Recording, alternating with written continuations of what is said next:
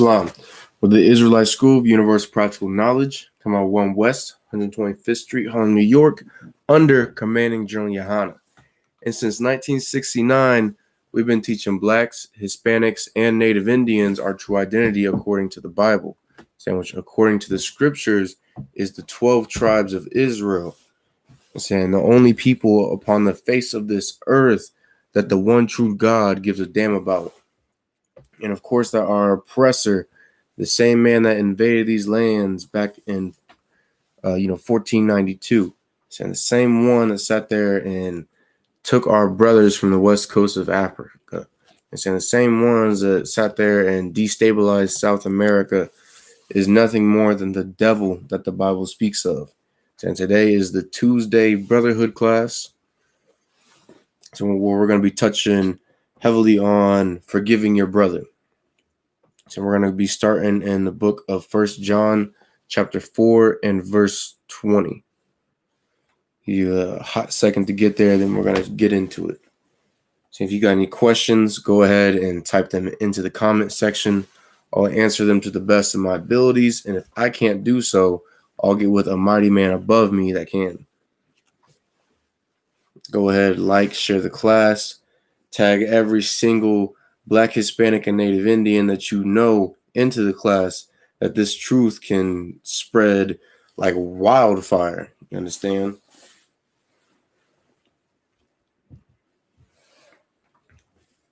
So the faster our people get this truth, the faster we can get up out of this captivity that we've been living in for so long.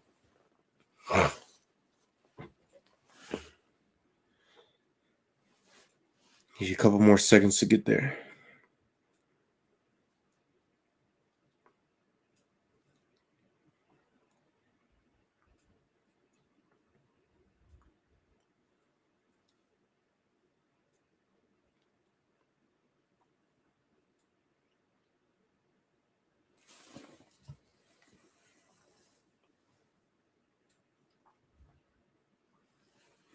All right, let's go ahead and get into it.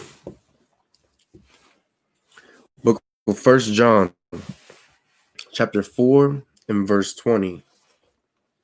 If a man say, I love God, which that's something that Blacks, Hispanics, and Native Indians always make a point to, let be known.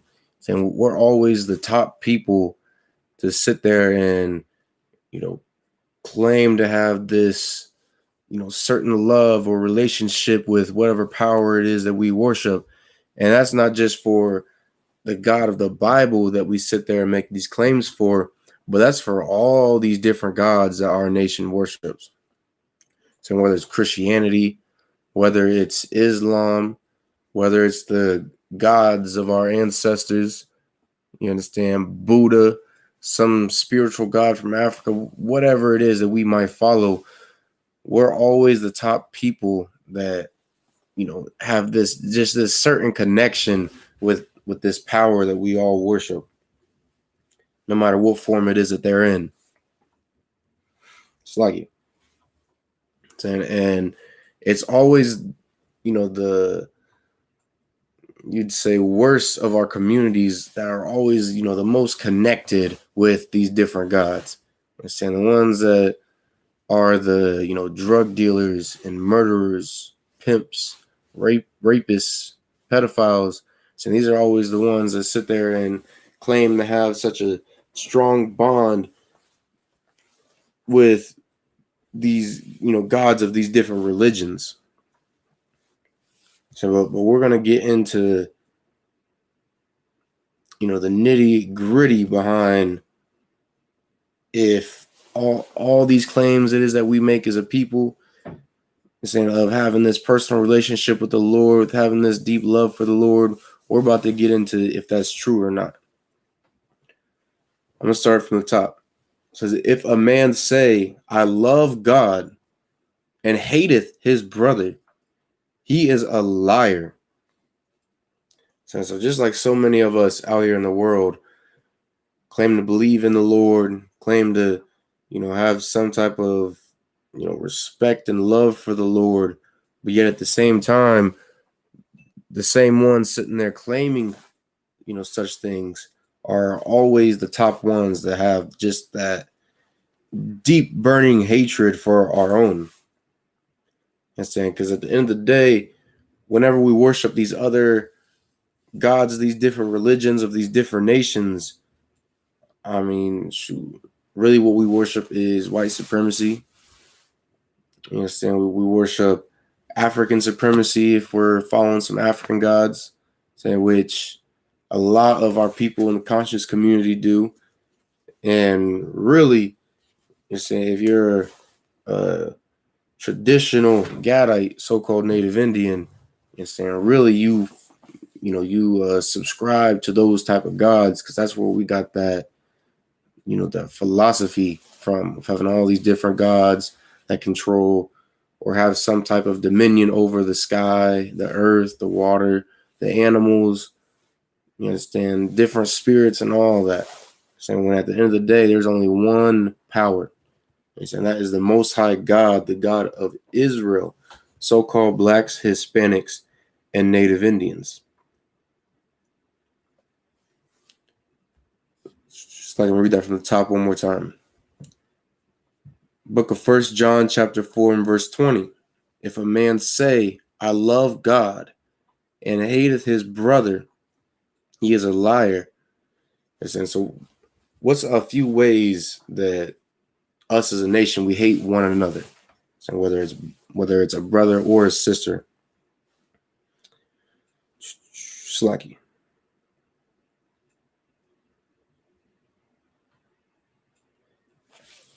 Slacky, my bad. It's saying a lot of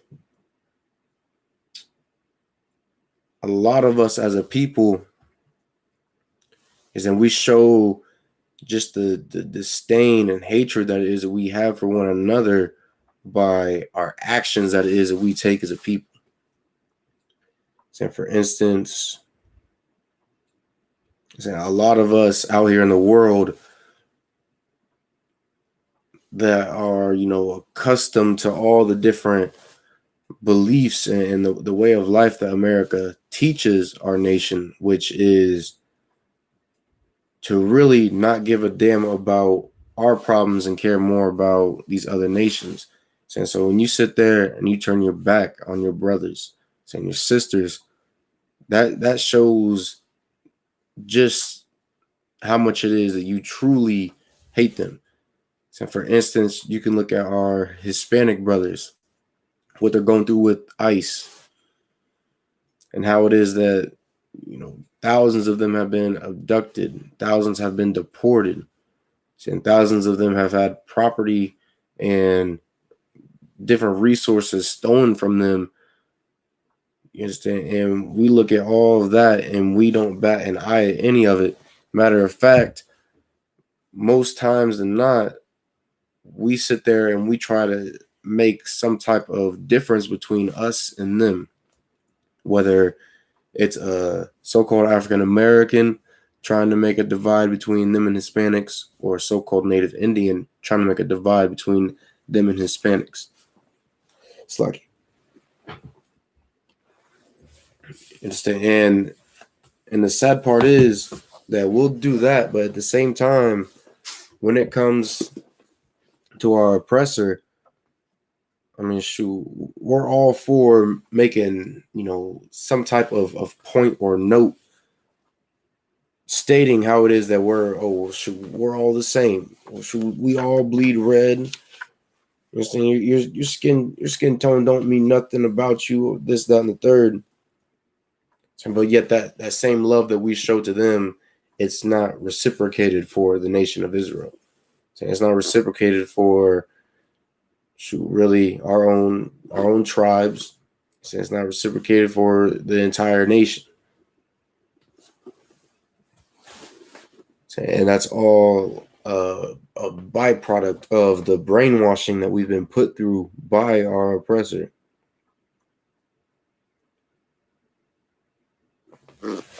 So whether it's just a few of us that are doing it, or if it's the entire nation that is trying to make a point for the divide, I mean, regardless, it's It's something that the Lord is against and what Christ himself was against.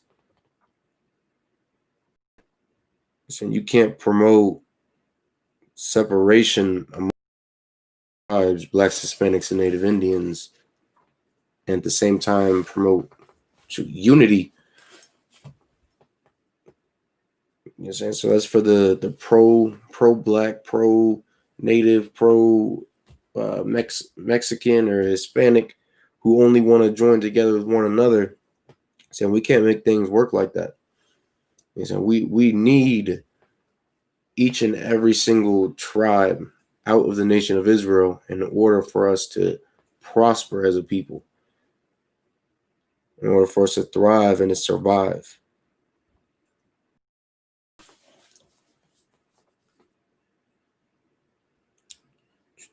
Slacky. He is a liar, for he that loveth not his brother whom he hath seen, how can he love God whom he hath not seen? And it's as simple as that. And you can't sit there and claim to have this love for this power that you've never seen, that you'll never get any type of sign from, you'll never physically be able to touch, you'll never be able to see what kind of you're saying you're hating those that are really struggling next to you. You're saying struggling in the ghettos, the barrios, the reservations. Same ones that are living in the exact same hell that you've been living in your entire life.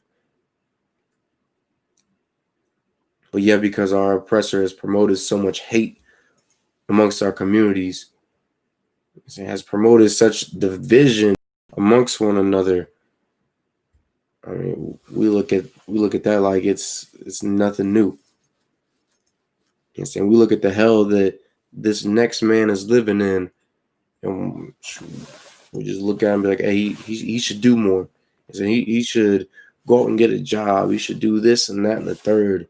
Whatever excuse it is that we always make as a nation, always made excuses for the hell that we live in. You're saying the Lord ain't with any of that.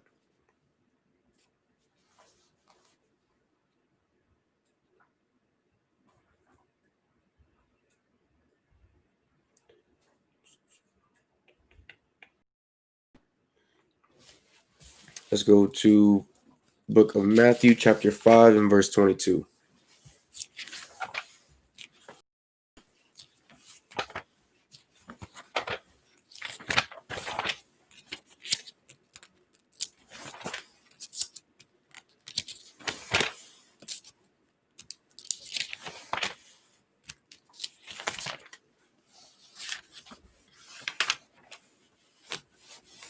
Give you one more second to get there.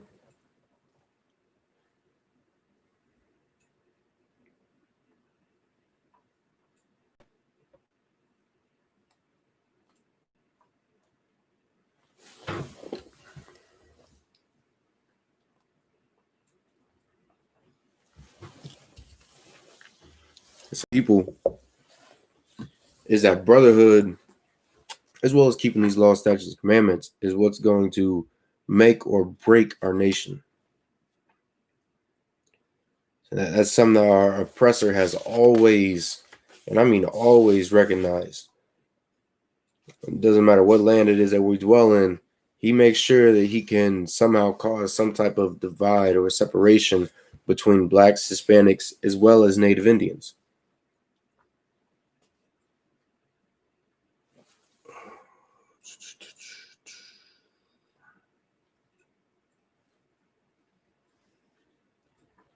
So I'm going to go ahead and bring this example out. So I just found it. It's from the Black Indians book, page 13. And it reads, to prevent Africans and Native Americans from uniting, Europeans played skillfully on racial differences and ethnic rivalries. They kept the pot of animosity boiling. Whites turned Indians into slave hunters and slave owners, and Africans into Indian fighters. Light-skinned Africans were pitted against dark-skinned. free against enslaved, black Indians against pure Africans or pure Indians. And that's just a few of the tactics that it is that our oppressor has always used to divide us as a people. And before that, he would use proxy wars to divide different native Indian tribes and have them fight and kill one another. It's like you'd have us fight and kill one another. And it didn't matter how close we were before, European contact. It didn't matter how close we were. It's like during that time in general, if we was at war, our oppressor always made sure to, spread some type of, animosity towards one another.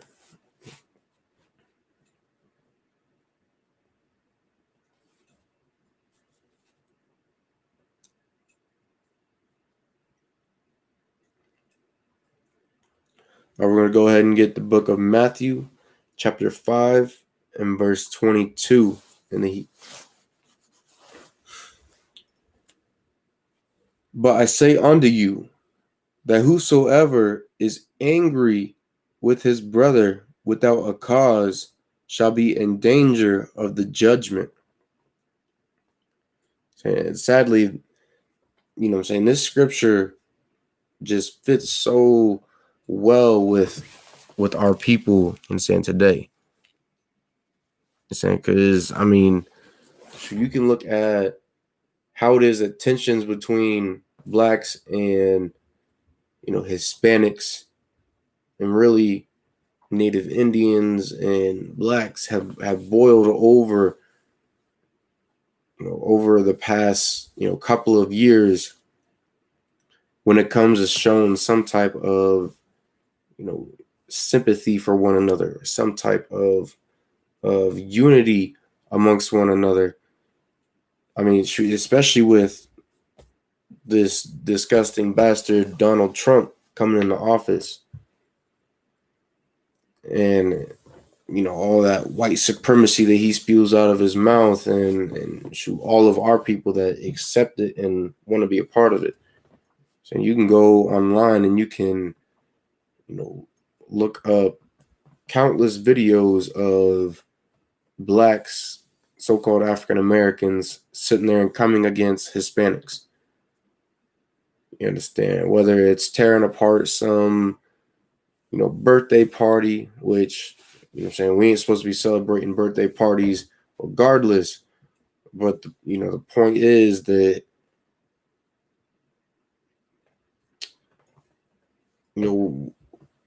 is basically like a damn near like a mutiny between the different tribes. You understand? Where you got the tribe of Judah coming against Issachar.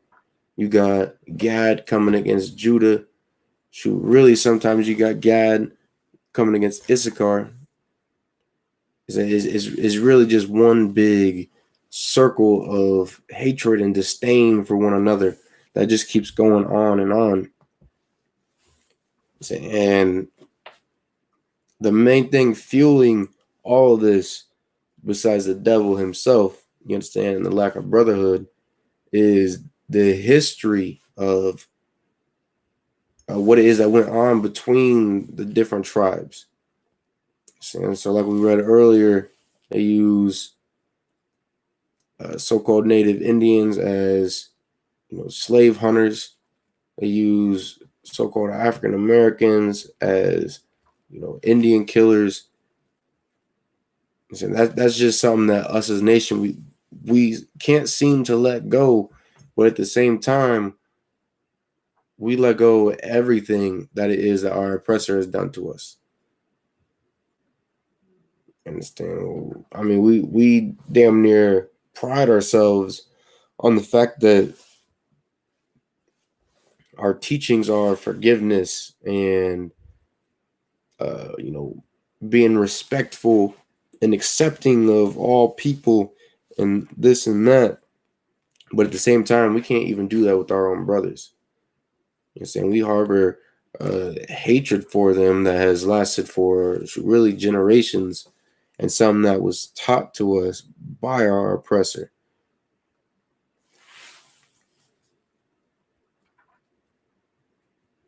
So when we just gotta learn, hey, I gotta forgive that brother. But all those emotions and feelings that we keep bottled up, eventually until we erupt and lash out against our own, I mean, that's going to cause the judgment of the Lord to come down upon you. And not only you, but the entire nation. So that's why it's easier to simply forgive. And we do that with our oppressor, we can do it with our own.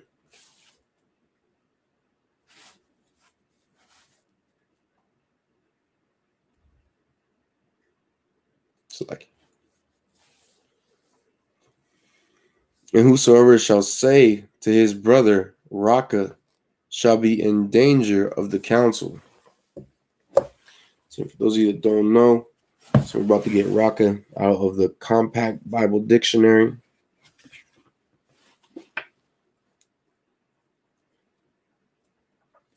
So if you've never heard of this book before, you understand, it is something that was, I should say, comprised by a bunch of scholars and historians that wanted to disprove the Bible. So when they started doing their research and really digging into it, they found that what was in the Bible was actually true. So, and I say these are, devil historians that gathered this information. You know what I'm saying? Because they read this book and they found how it was that their people were condemned. And they tried to disprove it, found out, hey, the Lord, he's real. So we're going to get into this definition real quick. Raka, which means empty, vain, or worthless fellow. A term of contempt or scorn. So basically, so if you sit there and you badmouth your brother, you say something to offend him, then you will be in danger of being taken to counsel. Saying which, if you're in the I.S.U.P.K, you already know you do not want to go to counsel, especially if it's with certain high-ranking men. You're saying, but that's something that our people, took seriously back then. We didn't want to have to sit there and go to counsel against one another, especially when it came to us fighting wars. Because most of our wars before the European man invaded these lands, it was predominantly with words. So there was a big council drawn up, saying you would exchange words. Each side would make their plea, state their case, and at the end of it, there would have been a judgment passed. And sometimes it could have went to small conflict. Sometimes it could have went to a 1v1. Sometimes it could have been an apology, a fine. But that's definitely something that we need to learn to develop again as a people, is to not only steer away from bad mouthing a brother or a sister, saying talking ill of them, that leads to them being offended, but we need to also come back to taking one another to counsel. Instead of going and getting a blade or a gun, blunt object, getting your boys all so that you can go out and harm whoever it was that had offended you. So we need to learn how to settle things with our words once again. Because that's something that our ancestors always did. It's even when it came to fighting full out wars against our oppressor, knowing that we had to win these battles and these wars in order for our tribes to sit there and to not be wiped off the face of this earth, we were still able to resort to our words. Say, I mean, it didn't work with our oppressor because he's the fucking slacky, the goddamn devil that the Bible speaks of, but we were still able to do it. Saying if we can do that with the devil himself, then we can do that with our brothers. And some people throughout this earth whom actually have, you know, an integrity about them when it comes to their word.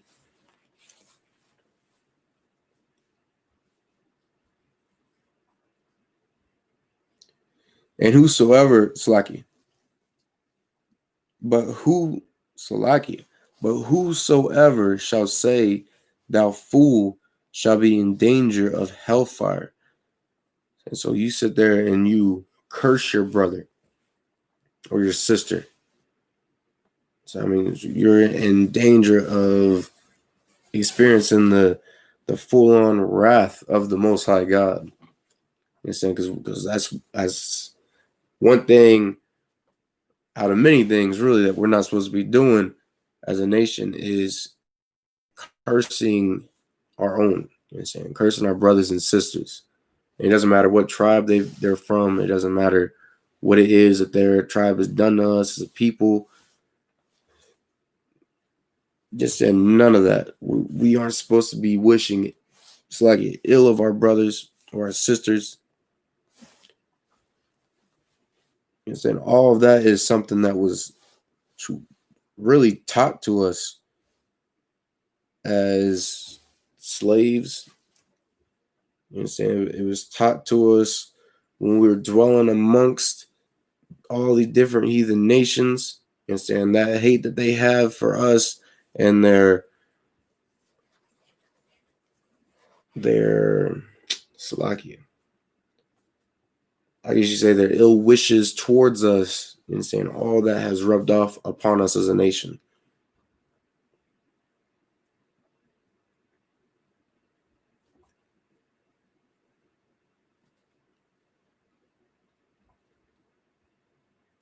Salakia. Let's go to Matthew 18 and 21.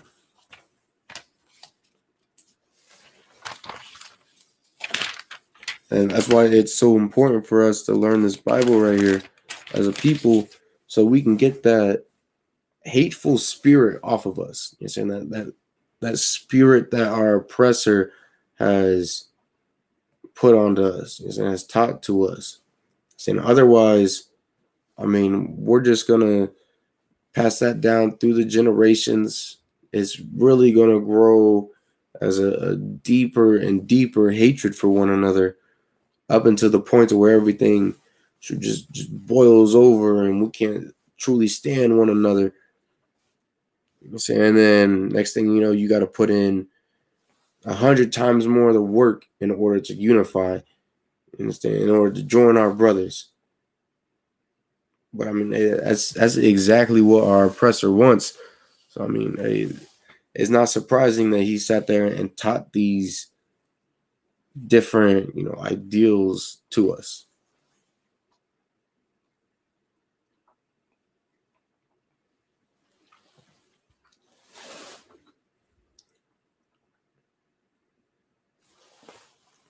Give me one more second to get there.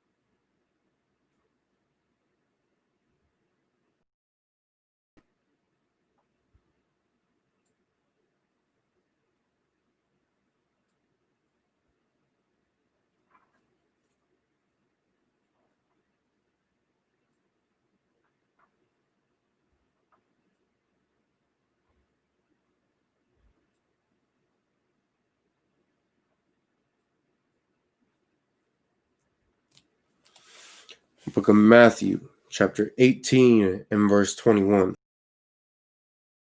Then came Peter to him and said, Lord. So this was Peter coming to Christ. Saying he's about to ask him a detrimental question. And said, Lord, how oft shall my brother sin against me, and I forgive him? Till 7 times?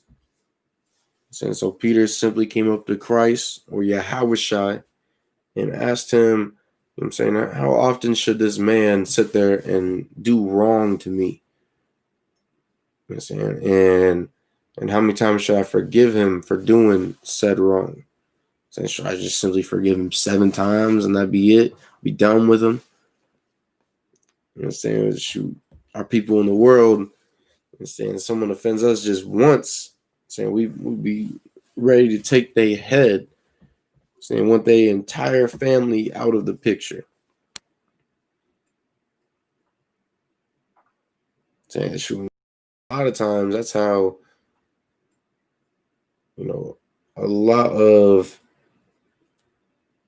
like the conflicts between the Indian tribes escalated. Was just one offense was done, you understand, and there was truly some type of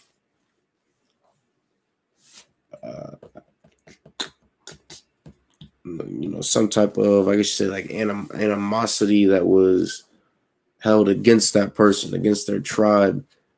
You saying, and then another one happened, and it just built and built and built until eventually you had tribes warring against one another. Verse 22. Yahushua saith unto him, I say not unto thee until 7 times, but until 70 times 7. So essentially, you're supposed to forgive your brother an unlimited amount of times. You're saying, or sister.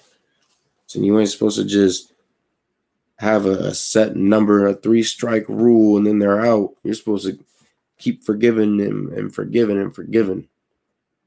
So that's just how we operate as a nation. So, I mean, that's always how so-called natives have always operated when it came to our oppressor. You're saying we're all for joining together and forgiving, whether they were English, French, Spanish, German, Portuguese, Russian. It didn't matter what land it was that they came from. We were all for forgiving these devils, no matter what crime it was they committed against us, no matter what lie they told, no matter what land it was that they stole, what women they kidnapped and raped and tortured, what children they killed and raped. We didn't care about any of that. We gave them, didn't we? So we forgive them until this very day. But when it comes to our brothers, when it comes to those our own tribes, so we throw the entire forgiveness thing about the window. So we can't even fathom the idea of forgiving our own nation. But when it comes to forgiving these other nations, especially our oppressor, we push them to the very top. We don't even need a sorry.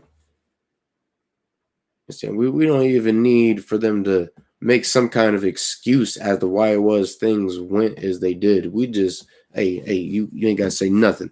And saying, I forgive you. Saying we're brothers. We all bleed red. You're saying the Almighty Spirit created us all to be one, to be equal, this, that, and the third, whatever nonsense it is we spew out. He's saying we can do all that, but when it comes to Black, Hispanic, or Native Indian, shoot, you know what I'm saying? I mean, we just want blood. And that's not what the Lord intended for us as a people. So he intended for us to be completely separate from how it is that these heathens operate. So that's just something that we got to truly relearn as a nation, because we've been taught for so long to shoot the ways of the heathen.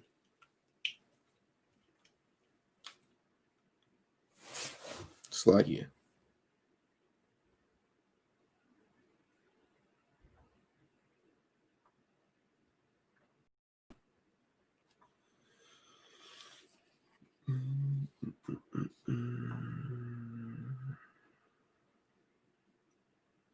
We're going to go to Matthew 25 and 40.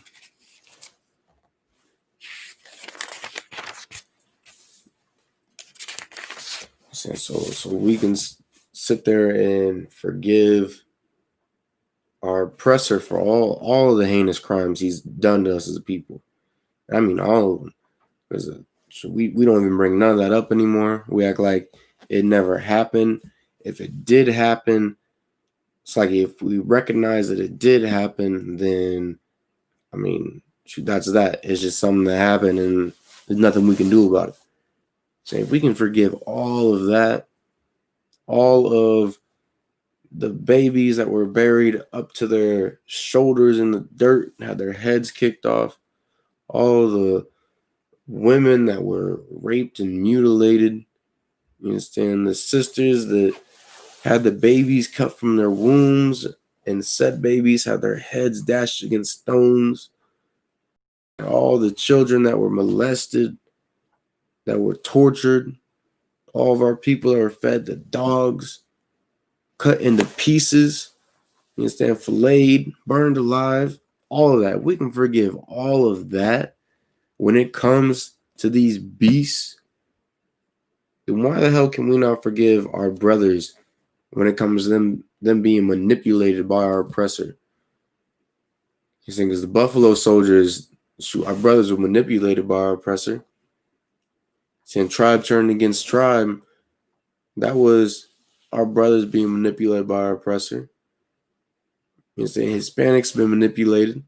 Every single tribe has been manipulated to turn against one another, and yet we can never seem to find it in our hearts, you know, in our minds, to sit there and forgive, you know, these brothers and sisters.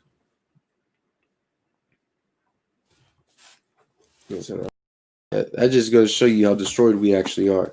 It doesn't matter if we're considered a goddamn sovereign nation or not. If we have our own land, our own country, and our own fighting force, it doesn't matter what it is, we are still severely destroyed as a nation. And really the only thing that can help us is these laws, statutes, and commandments that the Lord gave to us. And the Lord himself is the only thing that can help us.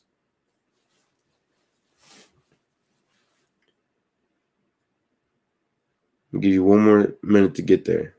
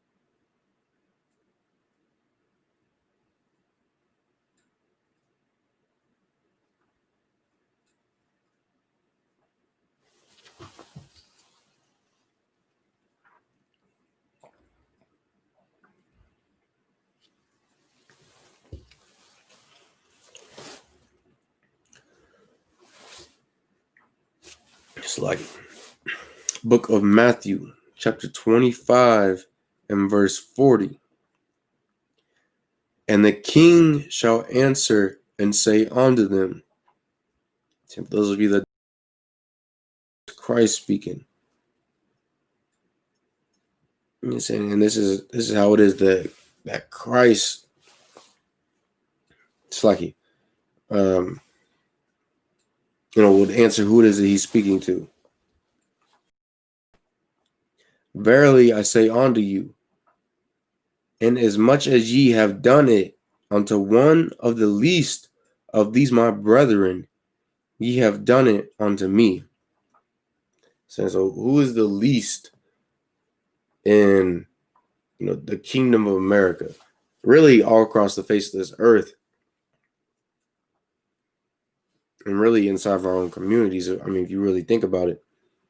But the least all across the face of this earth, especially in America, is the most undesired nation of people that the earth has ever seen. And that is Blacks, Hispanics, and Native Indians. We are always the ones considered the least in all of these different kingdoms and all these different lands that it is that we dwell in. You understand? You can even go over to what they call, the nation of Israel, with them devils over there dwelling in a fraction of our land, claiming to be us. You can be a Black, Hispanic, or Native Indian. Go over there to what's supposed to be the most, oppressed people that have ever lived, and whatever the nonsense it is they spew out. And when we go over there, we're going to be oppressed. We're going to be discriminated against. And there's a well-known video on the internet of a sister that had went over there expecting for things to be different for her because she was amongst the Jews. These people who have always been oppressed and discriminated against. And yet, come to find out, she goes over there, she gets hit with glass bottles. And she has these damn devils go out of their way to purposely puke on her. You understand? To really be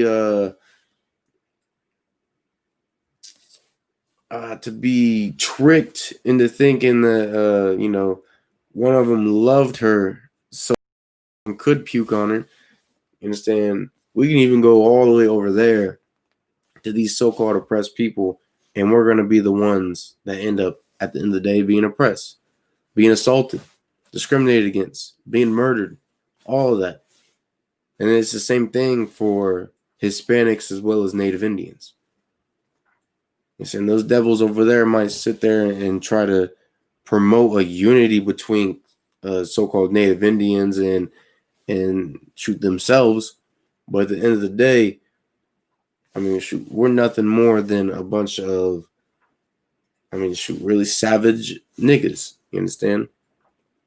Just like our Hispanic brothers are nothing more than Spanish-speaking niggas. So-called African Americans are just niggas to them. And they view us all as being the same. We have to realize that as a nation. So the sooner we realize that, the sooner we can stop looking down on one another. Because with Trump coming into office, we especially look down upon our Hispanic brothers. When we look at what it is that America does to them, and we do nothing for them. So we don't raise any type of alarms. We don't stand up for them. Really, we do what it is that our oppressor does to them. So they sit there and they harass so-called Mexicans. It's like you're saying Colombians, Cubans, Argentinians, Puerto Ricans. I'm saying all the rest of the different Hispanic tribes. Saying they do that, and we go and do the same to them. Saying we're out here on the streets like a bunch of goddamn Karens, asking them if they got a vendor's license, asking them if they got a permit to do this and that, and then if they don't answer, we tear up what it is that they have. So we come across, Hispanic brothers that can only speak Spanish, and we go out of our way to abuse them. And we do exactly what it is that our oppressor wants us to do, which is to turn on one another, which is to distance ourselves from our brothers. And when at the end of the day, is that our brothers did not sit there and distance themselves from us when we really needed them. So when it was that all these different European powers started pushing into the Americas, pushing us up out of our lands, forcing us to go on or to die or to ultimately submit to their way of life. So when we had to run to South America, to the Mexican border, did the Mexican government sit there and be like, nah, you savages, you cannot come in here. Saying you are not the same as us, you must leave. You must go back towards death, towards enslavement, towards colonization. Saying they didn't say any of that. They didn't do any of that. But you know what they did do? They sat there and they said, you know what? I know what it is that you're going through. You're saying, I realize the oppression that it is that your people have been living in. You're saying, I realize that you are my brothers. You're saying, and when they did that, they brought us into their lands. You're saying, shoot, blacks and Native Indians made up a major fighting force along the borders of Mexico to keep, you're saying, devils from encroaching in on their land, to keep them from raping and murdering towns along the border. So they could have simply been like, nah, get the hell up out of here. Go back to being slaves. Go back to being on the run. But instead they welcome their brothers in.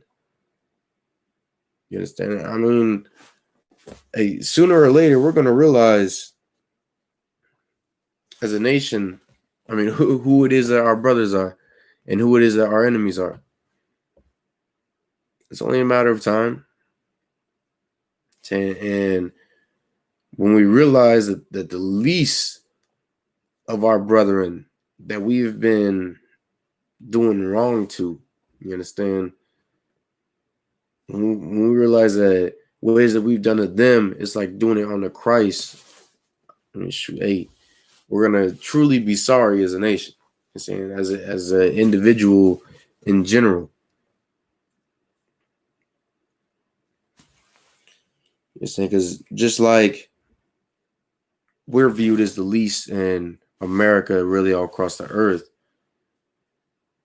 we got certain individuals in our communities that we view as being lower than we are.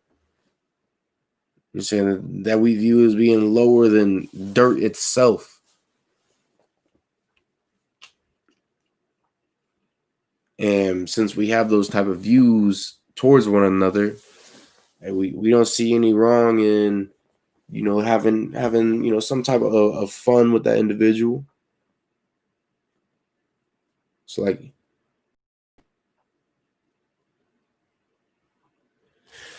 it's intended for us to be doing as a nation.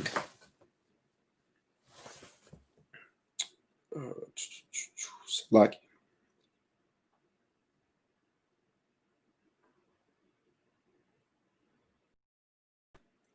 so we're gonna go ahead and go to the book of Luke, chapter 6 and verse 31.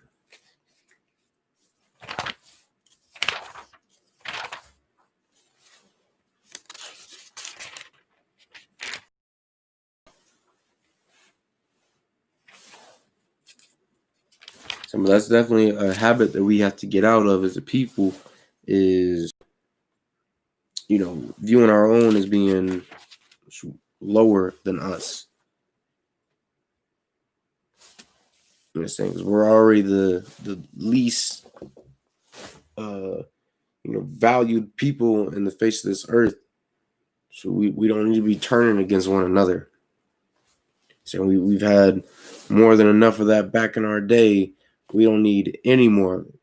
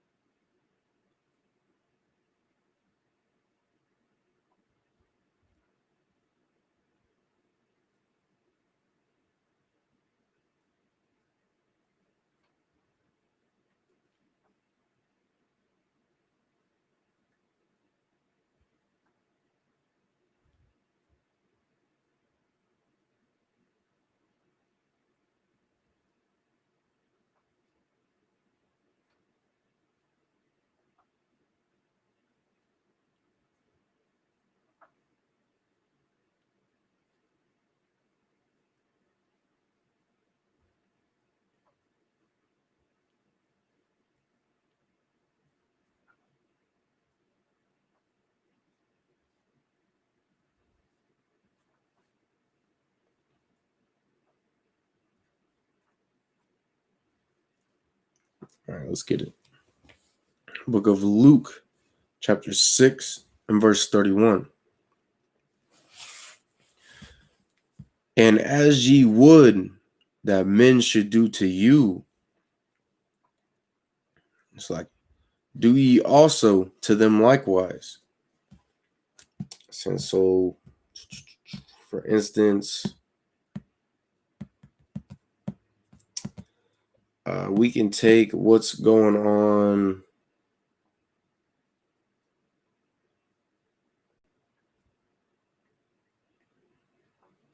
A lot of us really only want to focus on, so like in the reservations, a lot of us really only want to focus on the missing sisters, as well as our people that are being murdered and, sexually abused.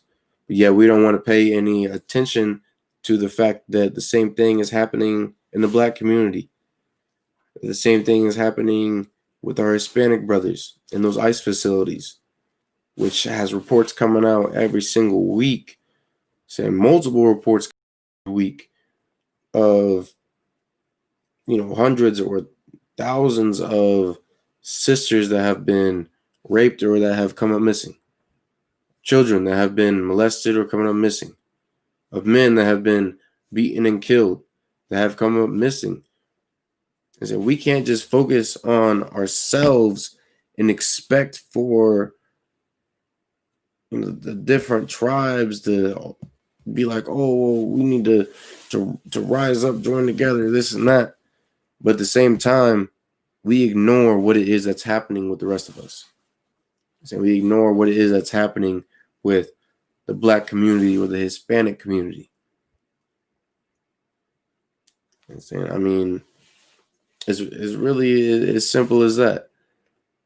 I think because so many of us are just so focused on me that we don't give a damn about what's happening with our brothers and sisters. And not only is it not just focusing on me, but it's also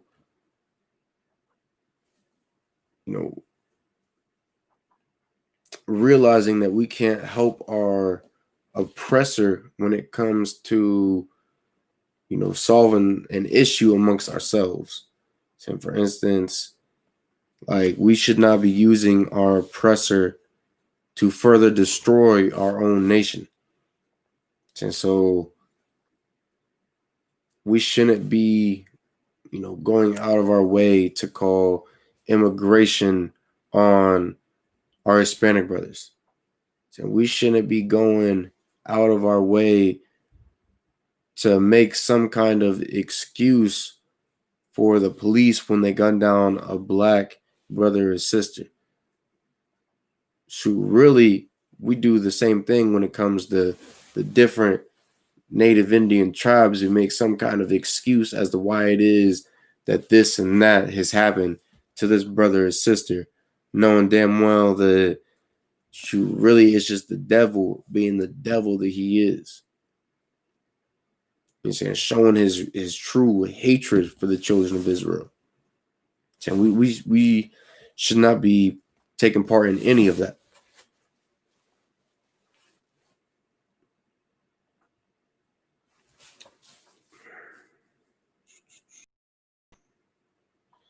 So I actually want to bring out this example out of the Black Indians book.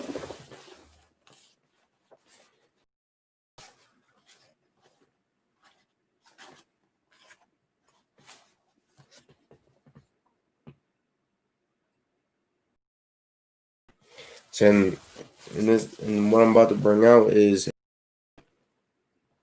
perfect example of this scripture is, doing unto one another how it is that you want to be, done. How does you want to be treated?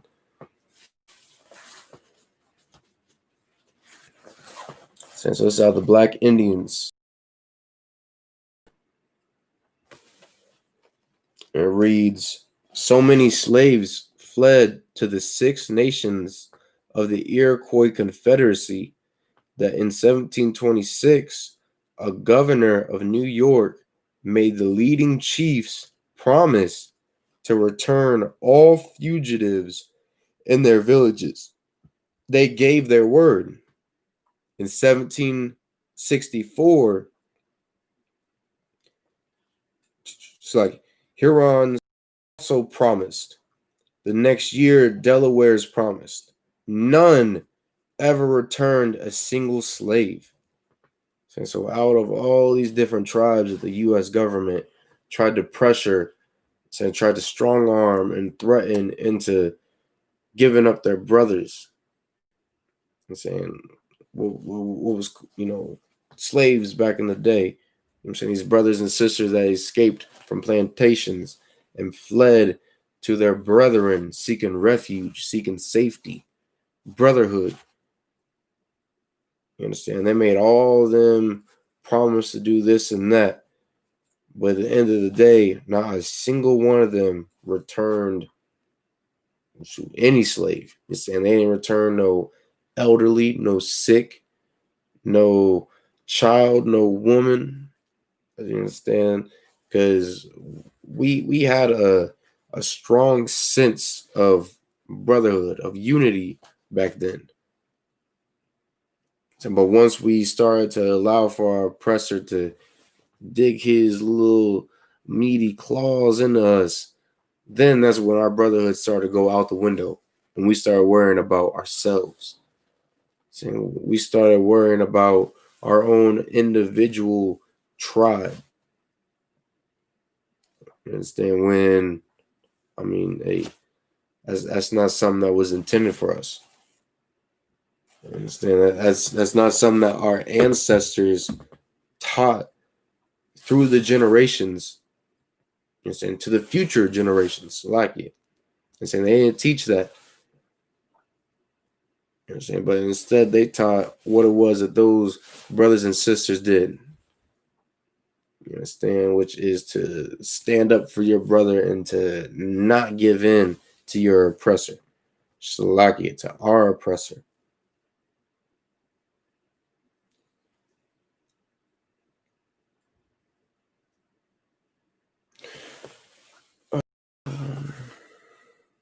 So, give me 1 second.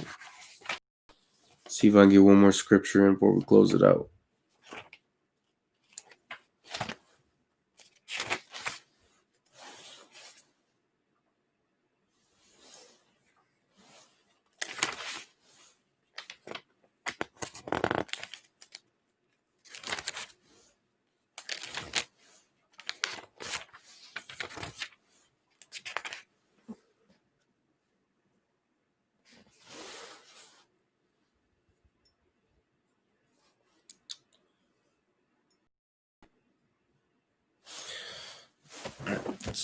So we're gonna go ahead and close out the class.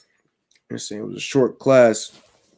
You're saying packed with knowledge for the children of Israel, so-called Black and Native Indians, and to how it is that we can not only forgive one another, but into how it is that we can develop a better sense of brotherhood for one another. I'm saying, once we stop allowing for our oppressor, our number one enemy, to stop manipulating us to play into his own little agenda, it's just the sooner we can, strengthen these bonds, that we can come together, that we can raise up out of this hell that we've been living in for so very long. But until then, we're always going to be on the bottom. We're always going to be living in hell. So that's why we need the Most High God of Israel to deliver us up out of this condition that we've been living in for so long. The only way to do that is keep these laws, statutes, and commandments. And saying, with that said, with the Israelite School of Universal Practical Knowledge, come out 1 West, 125th Street, Harlem, New York. Shalom.